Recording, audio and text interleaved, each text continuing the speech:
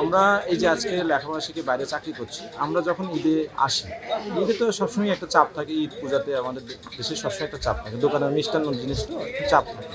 আমি যখনই ঈদে বাড়িতে আসি, তখনই আমি ঈদে এখানে আসি এবং বসি।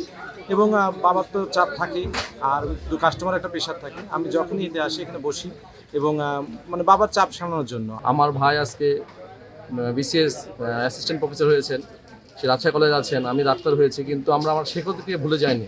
আমরা আজও বাবাকে যেরকম সম্মান করি, বাবার এই ছোট্ট দোকান, বাবার এই পেশাটাকে সম্মান করি। আমরা কোনো কাজটাকে ছোট মনে করি না। এই সবসময় আমাদের ভিতরে এটা থাকে যে এই দোকান, এটা লক্ষ্মী, এটা আমাদের মা। ছেলে মেয়ে হচ্ছে ওরা সবাই টিউশনি করতো। আমার বড় মেয়ে, আমার ছেলে, দুই ছেলে টিউশনি করতো। আমরা দুজনে মিষ্টির কাজ করে দুই ছেলে মেয়েকে মানুষ করছি।